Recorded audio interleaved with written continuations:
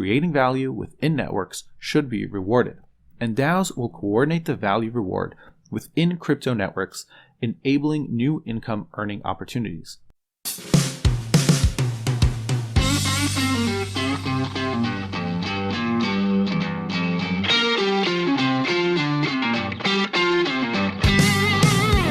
Welcome back to Ethereum Audible.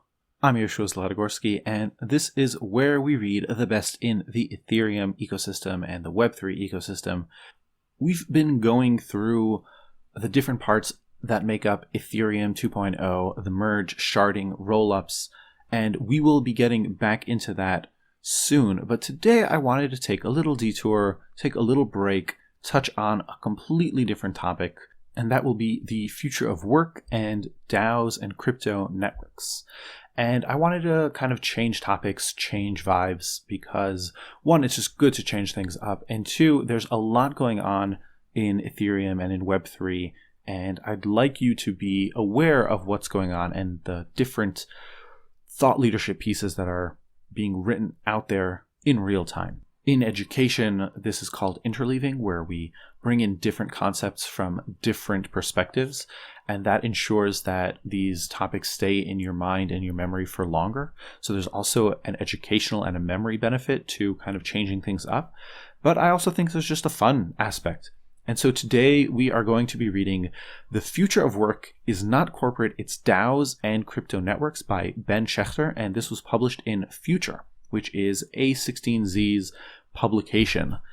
A16Z, Andreessen Horowitz, has been one of the most active venture capital funds in crypto, and Ben Schecter works at Rabbit Hole, which is a company working on crypto education, and this is a really good kind of in-depth look at what the future of work can be in DAOs by using DAOs and not the regular corporate structure that we have today. I have a whole lot of thoughts on DAOs, and I'll be sharing a few of them at the end. But let's dive into the piece, see what it has to say. But first, I want to thank the sponsors of this show who made this episode possible. This episode is brought to you by Alpe Audio. Want to learn on the go but need more depth than a podcast? Alpe is the app for you. It's an audio education app that brings great in-depth courses that are as fun as podcasts but as educational as a degree. Each lesson comes with summaries, additional resources, flashcards, and more. You can even find Ethereum Audible on Alpe with all of those additional resources. If you want to check it out, head over to get.alpeaudio.com, and that's A-L-P-E, Alpe, A-L-P-E. Let's go. The Future of Work is Not Corporate, It's DAOs and Crypto Networks by Ben Schecter. In the future, it's likely that the average person will not work for a company. Instead, people will earn income in non-traditional ways by taking actions such as playing games, learning new skills, creating art, or curating content. This kind of shift in how we work is not unusual or unexpected. The idea that most people would be employed by large corporations would have seemed crazy to someone in the year 1800. This new future of work is enabled by the networks that form around crypto protocols, which are emerging as new ways of coordinating, measuring, and rewarding contributions to complex ecosystems. This shift is already beginning to unlock new earning potential for individuals, and it is leading towards a growing transfer of value capture from organizations to people participating as individuals in crypto networks. The traditional way to make money was work to earn, but the future of income is X to earn, play to earn, learn to earn, create to learn, and work to earn. That won't happen magically, however. It will require new decentralized autonomous organizations, otherwise known as DAOs, DAOs, that can coordinate all this new activity outside the context of corporate systems. And the earning opportunities available in DAOs will be a function of the different types of contributions DAOs need.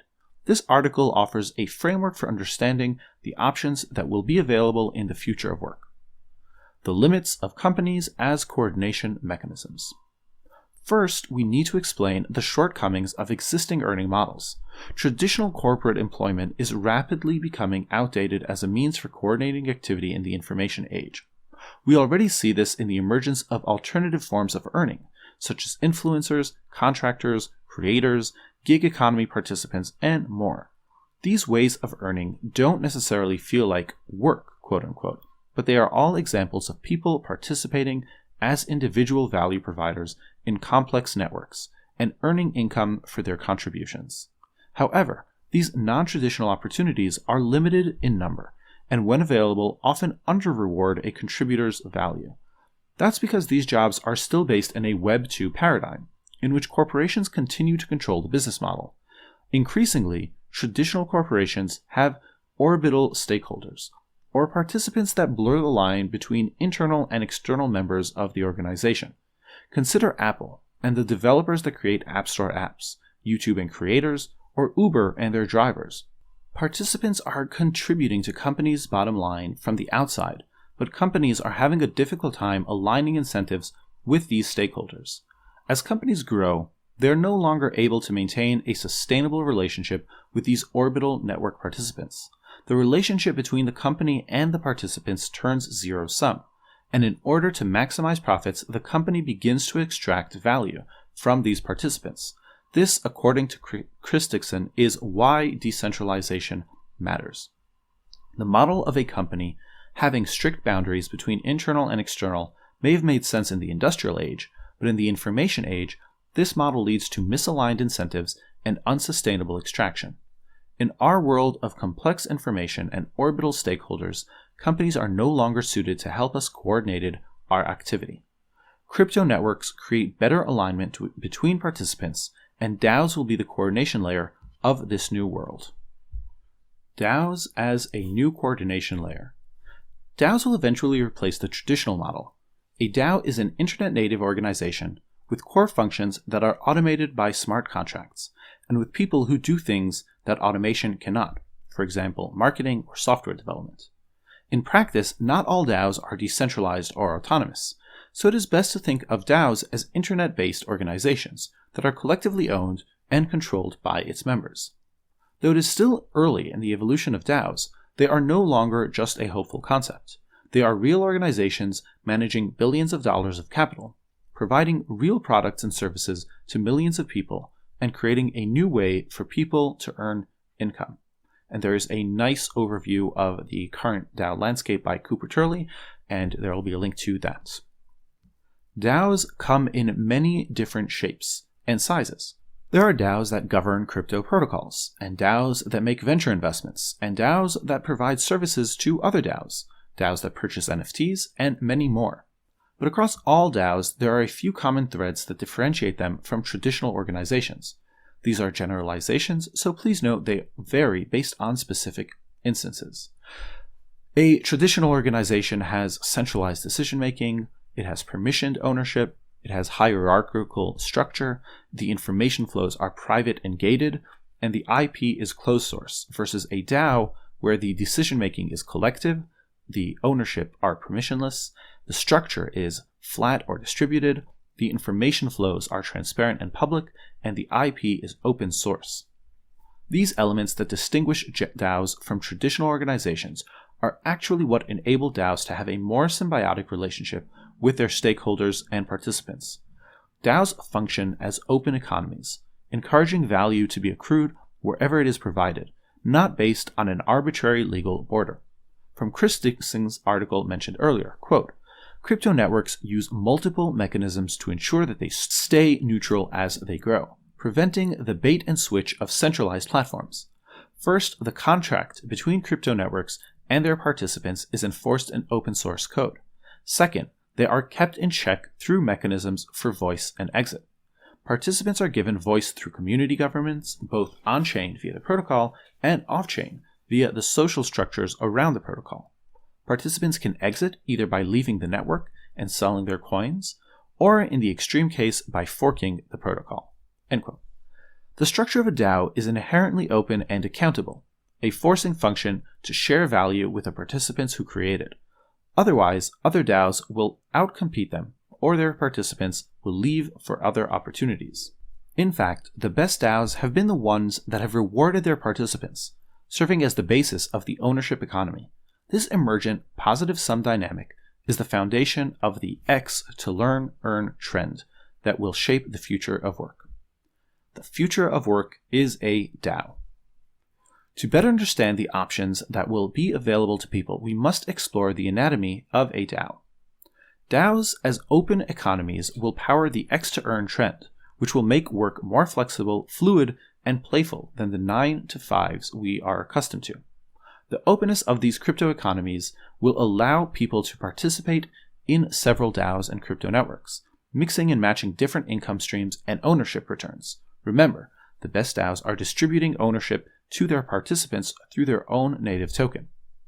People's income will be a mix of things we already currently do in our lives, for example, play games, things we think of as traditional work, for example, bounties or contracts, and things that are currently accessible to only a small percentage of the population, for example, investing and passive income. To think of it another way, DAOs will expand the type and quantity of opportunities that are open to several types of participants, including token holders, bounty hunters, and core contributors. For example, a token holder may earn some of their income from receiving grants to major DeFi protocols, from passive yield income on their various tokens, and some through returns as their ownership stakes appreciate over time. A bounty hunter will earn by completing incentivized on-chain actions. A network participant may earn from playing Axie Infinity or other play-to-earn games that will emerge. In this new future of work, jobs will be more transient and dynamic. Switching costs between jobs will be lower, opportunities will be more visible, work will be reduced down into more atomic units, and the entire world will be unified under a single workforce with access to all opportunities. We will discover new opportunities based on our on-chain history, ownership, and reputation, and we will be matched to contribute where we have the best comparative advantage. Here is a closer look at the ways participants will see earning opportunities through DAOs. Core contributors work to earn. Core contributors are how we typically think of employees today. People focusing full-time on one, maybe 2 to 3 in some circumstances, projects or organizations. The singular focus allows the individual to be embedded within the project and amass contextual and strategic knowledge. Think of teams of wage earners working together with the singular aim of advancing the economic growth of a corporation that provides most, if not all, of their income, and includes hundreds or thousands of workers. The need for focused and embedded workers will never go away, but this group of people will be much smaller in Web3 than ever before.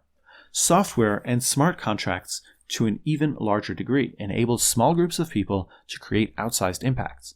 Instagram was famously acquired by Facebook for $1 billion with a team of just 13 people. This type of outcome will become common in the future as the power of software automation, along with a much larger network of smaller contributors, will keep the number of core contributor team members small. In the future, working for this group won't be demonstrably different from working for a company. DAOs will still have core contributors whose interests are most directly aligned with the health of the organization. Because DAOs are more transparent than corporations and can be held accountable by a larger community, however, there is added pressure. Think about the scrutiny public officials are under. Bounty hunters contribute to earn. Bounty hunters complete clearly defined work for an agreed upon price and duration of time. These people are often functional experts in areas such as finance, development, and design who provide services to many DAOs at one time and fulfill specific tasks with clear boundaries. Bounties are often posted openly for any person to claim and can sometimes be competitive, rewarding the best submission based on merit and value contributed after the fact, not based on an upfront application process or bidding war. Reward for these bounties is often determined by grants committees or decentralized working groups who have been delegated some authority by the larger DAO. Many bounty hunters will collectively join forces to form their own services DAOs. Think of these organizations that provide outsourced help to DAOs that don't have the required skills on hand. These services DAOs are emerging to fulfill tasks that require functional knowledge, such as treasury management, software development, governance, and more. Though bounty hunters and services DAOs may just sound like contractors and professional services firms, they will be differentiated and more popular within DAOs for a few reasons. 1. Smart contracts will automate a big portion of a DAO's core function, leaving more peripheral work that is clearly defined, functionally specialized, and well captured through bounties. 2.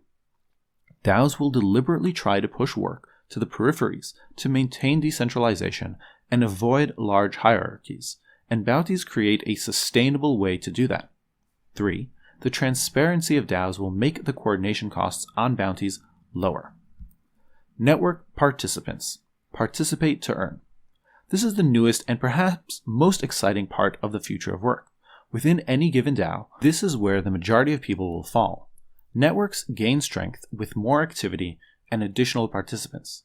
Yet for years, users, consumers, and participants have been adding value to networks without capturing their share of value, like app developers for Apple, creators for YouTube, and drivers for Uber, for example.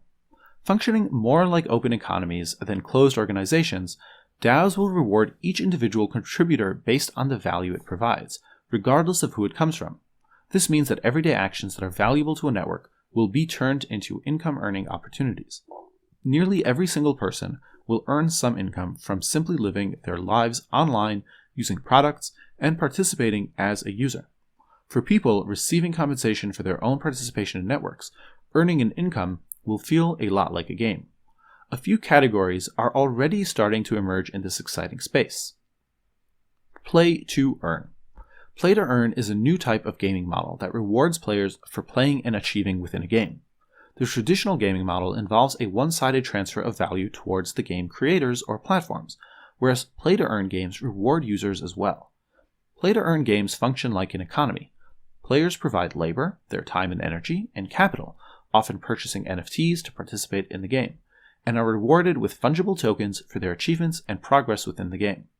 Earning currency from games isn't new, but instead of rewarding players with in-game currencies confined in usage within the game, play-to-earn games distribute fungible token rewards that are swappable for other crypto tokens or fiat currencies.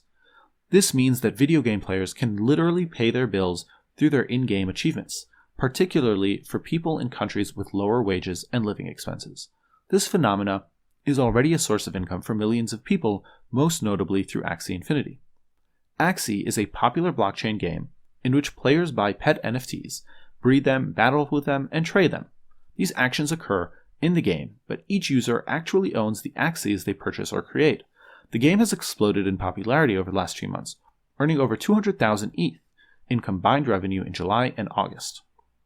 These numbers have since declined, which is the subject of a heated debate.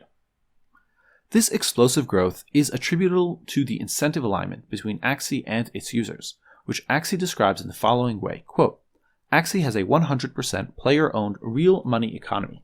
Rather than selling game items or copies, the developers of the game focus on growing the player's two-player economy and take small fees to monetize.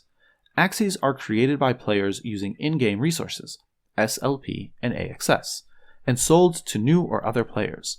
The holders of the AXS token are the government that receives tax revenues. Game resources and items are tokenized, meaning they can be sold to anyone, anywhere, on open peer-to-peer markets. End quote.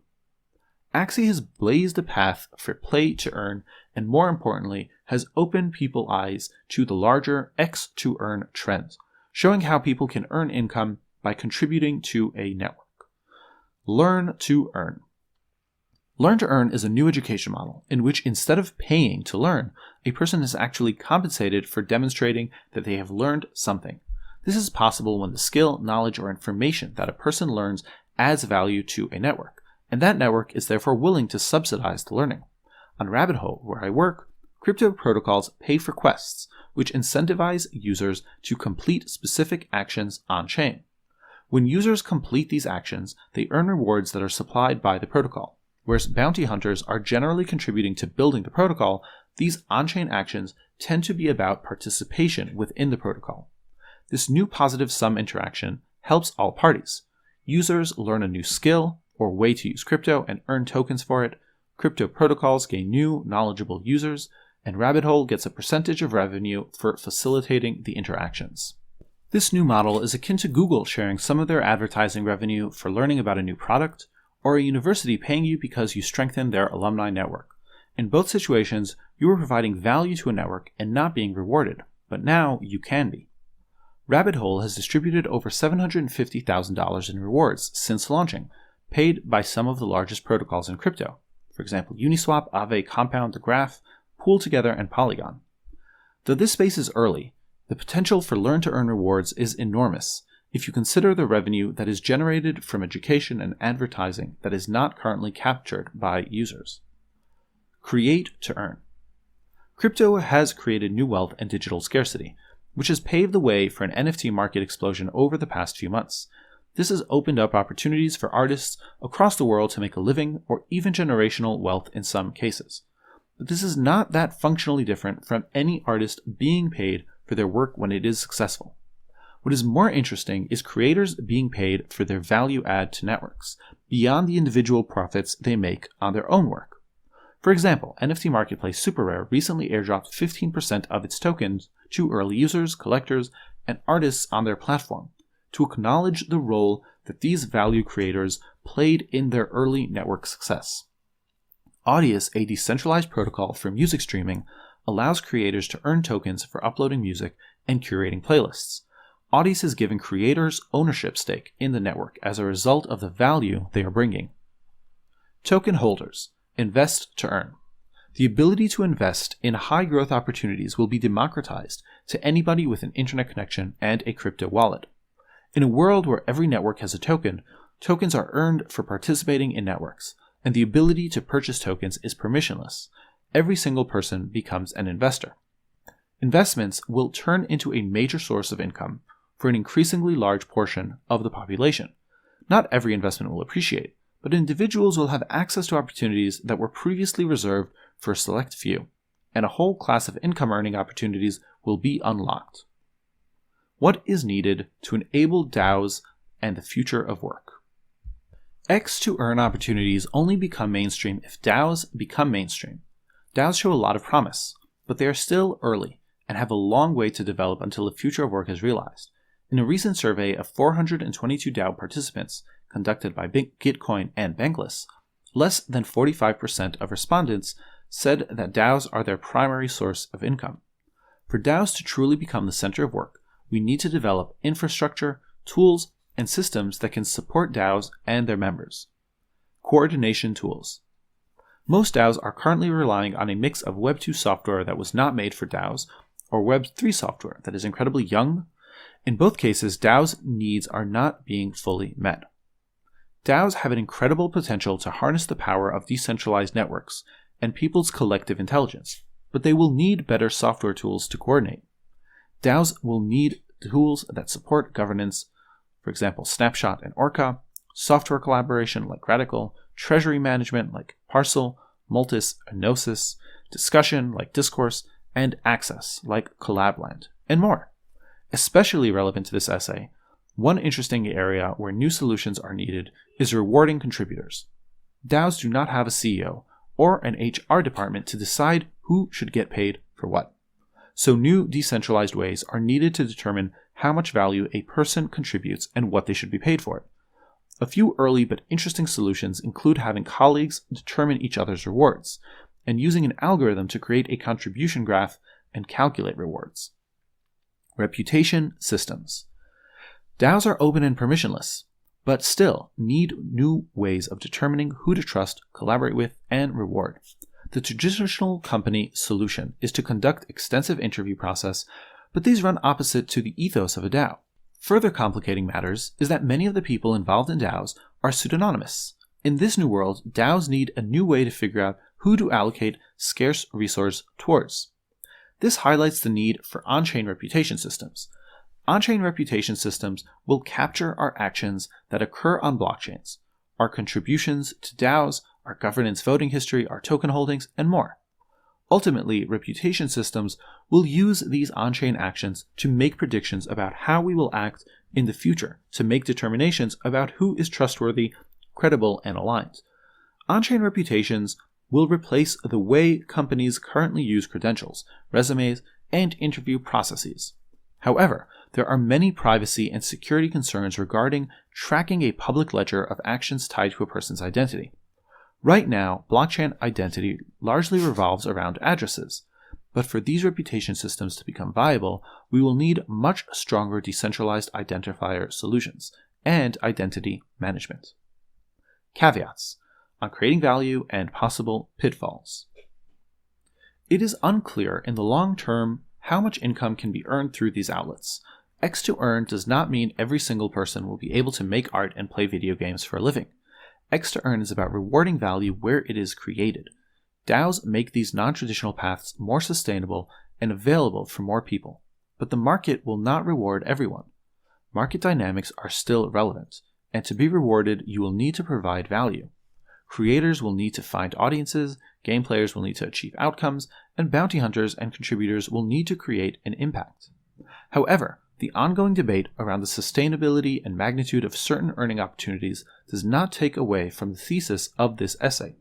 Creating value within networks should be rewarded, and DAOs will coordinate the value reward within crypto networks, enabling new income earning opportunities. More broadly, the future of work won't be unequivocally good.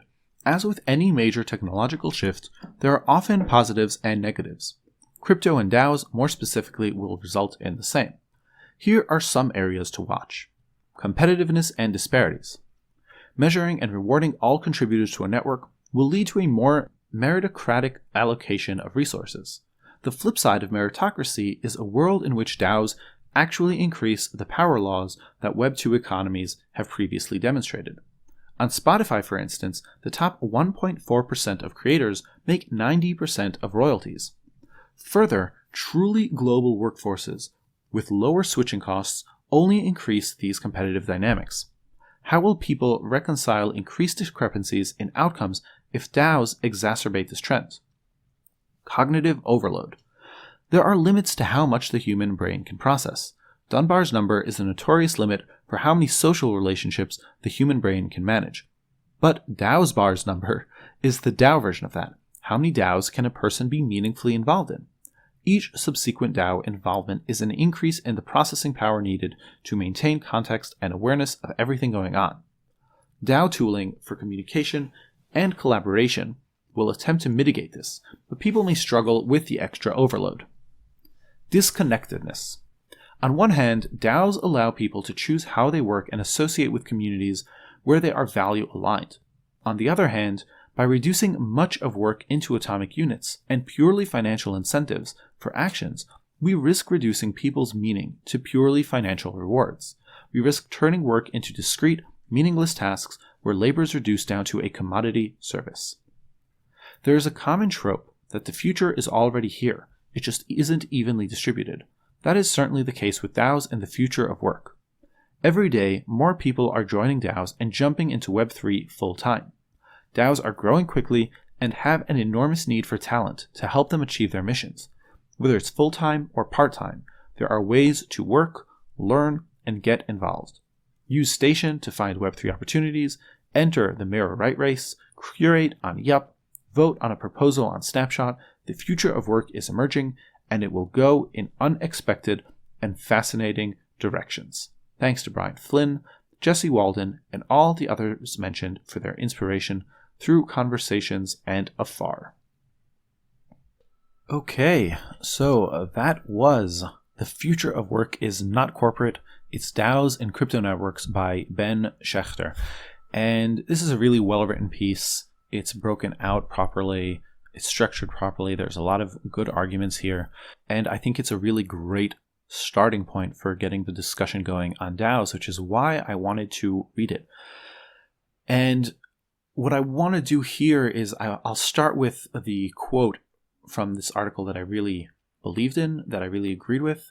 Then I want to lay out my overall take on DAOs and why I'm bearish and bullish, and then kind of break apart the different parts of the article and address each one. So I'll start with a quote. And this part I really completely agree with, and it was, quote, "Creating value within networks should be rewarded," end quote. I just don't agree with the next part of that sentence, which is, quote, "And DAOs will coordinate the value rewarded within crypto networks, enabling new income earning opportunities," end quote. Now, I really agree with the first part, which is creating value within networks needs to be rewarded. I just don't really buy into why DAOs will necessarily be the organizations to do it. And my view on DAOs are heavily informed by where I've grown up in Israel and the history in Israel of the kibbutz. Now, for those who don't know, the kibbutz was really the epitome of communism and social idealism. And in the 1940s, 50s, and 60s, there were a lot of these kibbutzim that were formed. And the idea was that everyone will work together communally, everyone will work to the best of their abilities, and all the income generated by the kibbutz will go to the kibbutz treasury. And the kibbutz will take care of all of the people who are members of the kibbutz. They provide meals, so there's a food hall, doctors, kindergarten, schooling, laundry, there's a store. Everything that you would need in life is provided by the kibbutz. If people want to go to university, the kibbutz has a stipend that they give to some members, funerals, really everything. Everything gets taken care of if you are a member of the kibbutz. And the main caveat is that the kibbutz has to have the money to do that. And so the idea was like, this is the ultimate social safety net, where you work all your life, you're a member of this small knit community, and everyone's resources gets pooled and contributed and dispersed in an equal share. And the sad truth about the kibbutz system is that it failed miserably. Today, 95% of the kibbutzim that were formed no longer exist. They were privatized or they completely broke apart. And the ones that do are still successful, and they're successful because somehow, through some stroke of luck or location or whatever it is, they have hit on these massively outsized corporate successes. The ones who are still around either own some really unique hotel or geographic location, or some manufacturing plant that's been really, really, really successful. And that one endeavor makes up for all of the costs of the kibbutz. And so everyone lives off of this communal gold mine. And so when everything is good, the kibbutz survives. Now, why did I go into this history lesson of kibbutzim? Because that is really how I see DAOs. There is in my view, a simplistic narrative of DAOs, that they will be this communal thing where everyone will vote and the governance will be fair and will all contribute and everyone will get paid, when the reality is that for DAOs to work, they are just another form of governance structure. For DAOs to work, they need to have a viable business model. Just like the kibbutzim that survived needed to have a viable business model. Now, my one main caveat, and before we dive into kind of breaking apart the different sections and going into more details, is that there are two main changes that Web3 and crypto networks bring that didn't exist in the kibbutzim, and these are kind of the upside surprises that can happen. And that is the liquidity and the interoperability that comes with crypto networks and tokenomics. And the other is smart contracts and the ability to get rid of the middleman of unneeded bureaucracy and unneeded cost with the use of smart contracts and automation. So with that being said, that's kind of the overall bull view, the overall bear view. Let's dive in. The first thing that I really loved about this piece was that it's interesting that Ben decides to start out with kind of the historical perspective, which is just great to start out with, because we do have this assumption, or at least I have this assumption, that the world has always been the way it has been, and that everyone works in a corporation because that's what makes sense. But he's right, and corporations are a new invention, and prior to that, there were many more privately owned small and medium businesses, we'll call them, as well as nation states and larger institutions. But corporations are a very new and modern entity. There was no Apple, there was no Uber, there was no corporation as large as the companies that are around today. And so the assumption that the world has to continue on the path that we've been on, I think, is false. We don't have to continue it. But the assumption that we go towards DAOs is also false. We could easily just go towards smaller organic units of smaller and medium businesses like we used to be. And those could be coordinated over the internet, just like DAOs can be coordinated over the internet. I think the main thing here that bothers me is that this assumption where we'll have DAOs, which are flat organizations, transparent organizations, distributed organizations, kind of democratic organizations, whereas why wouldn't we have smaller units of centralized startups with a CEO, chief product officer, basically a core founding team, and the people around them? And this gets to the crux of what bothers me about how people talk about DAOs, which is that they are confusing alignment of incentives and coordination, because both are very, very different. The main argument for DAOs is giving people skin in the game, giving them ownership. And that is a very different argument than coordinating those people. I'm all for giving people skin in the game. I'm all for giving people ownership and participation and upside, but that and coordination of how we act, how we ship are very, very different things.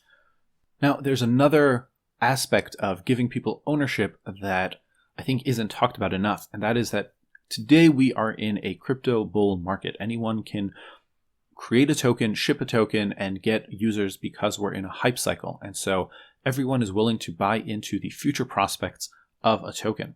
That will not always be the case.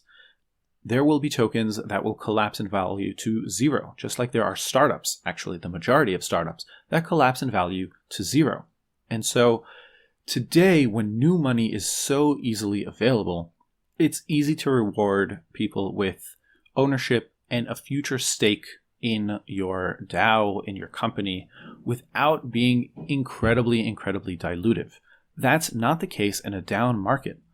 There's a reason that founders and the whole startup ecosystem has developed to give ownership in the percentages that it has.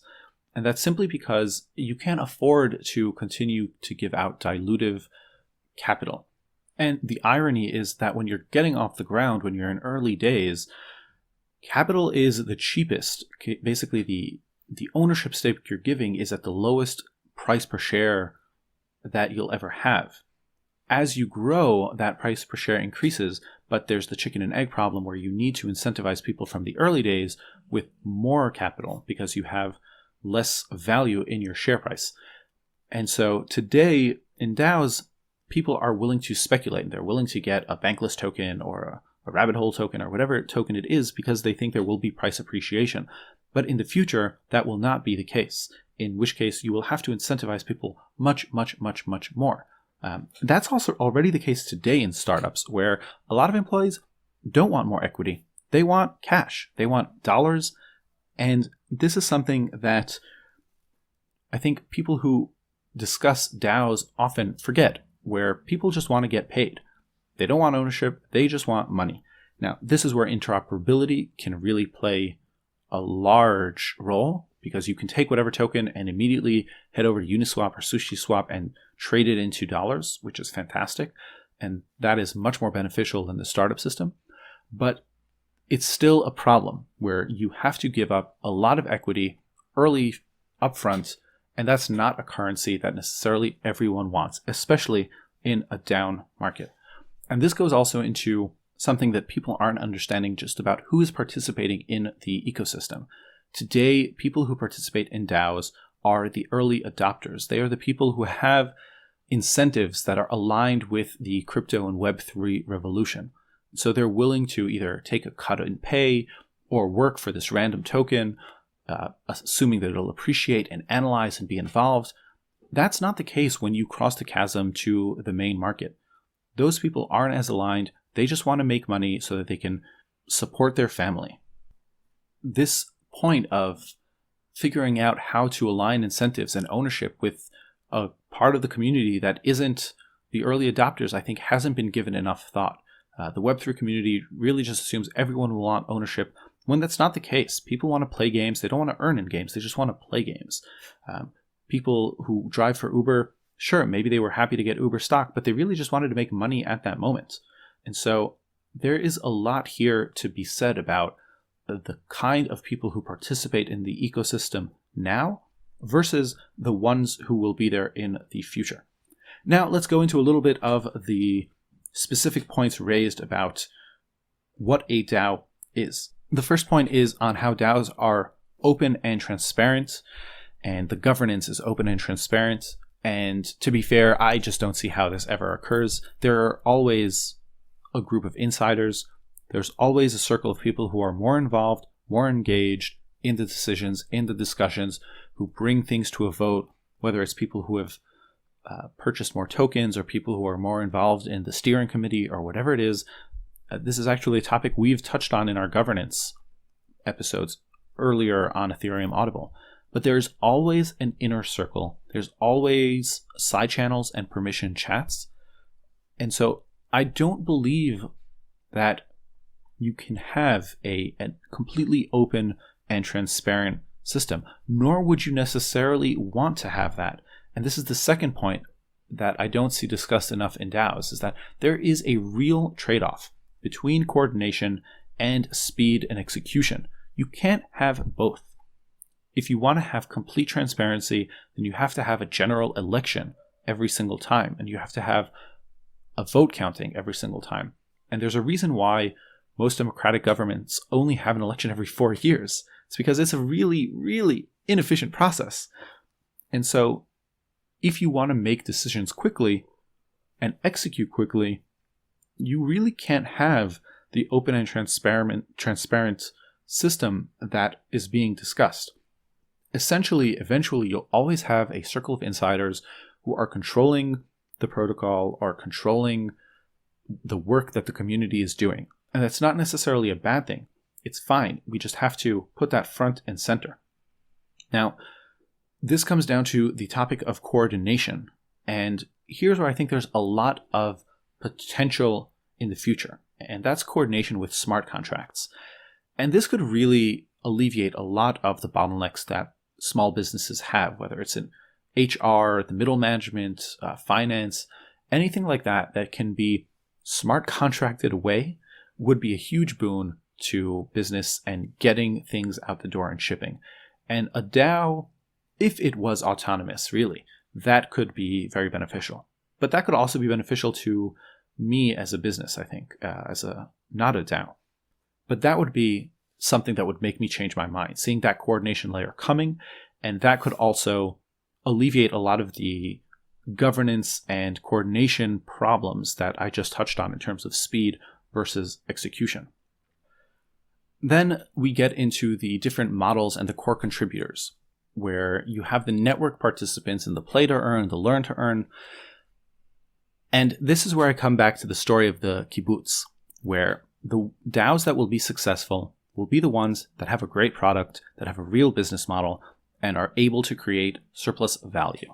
And if Axie Infinity is a fantastic game, people love it, it's always attracting new players, the old players that are there keep on playing and generating revenue, kind of like World of Warcraft, then that DAO could create a lot of surplus value because they have a business model that works.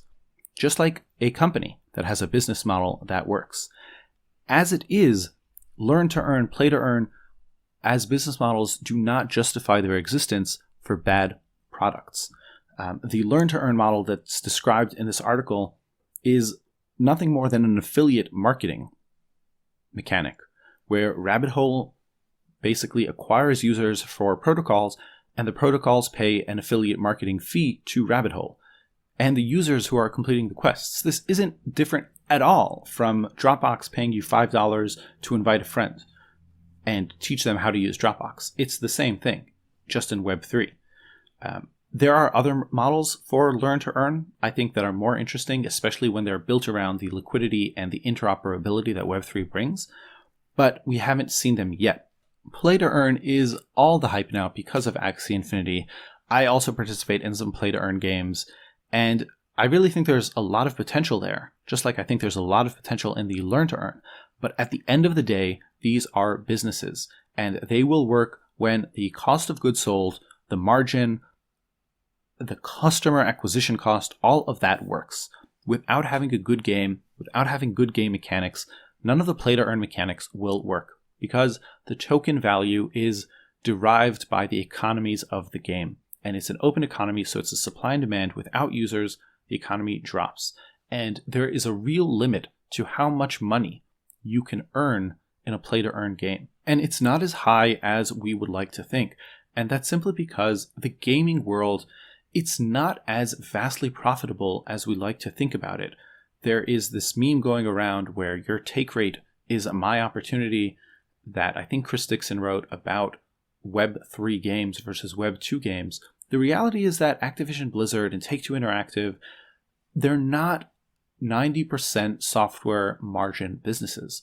If you look at their income statement, which is actually something that I've done and written about in an article called If Pokemon Was Built on the Blockchain, you see that these companies don't have that much room to pay players and still keep on developing more and more games.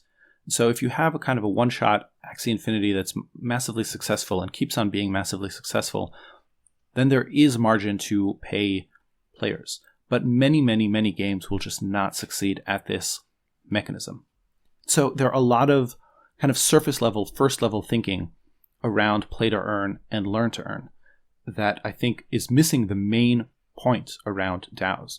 And that's why kind of in this pushback to the whole DAO piece, I didn't want to focus on the tooling and the governance and kind of the nitty gritty details, because I really believe that as a community we'll build the tools and we'll reach the consensus and the governance around solving a lot of those issues. What bothers me more are kind of the higher level meta questions, which is how is this different from what we saw happen with the kibbutz, and how do DAOs really take over from today's corporate structure? Because again, there's a huge difference between aligning incentives and coordination.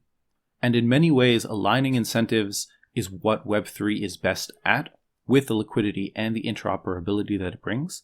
But coordination is not something inherently that Web3 brings.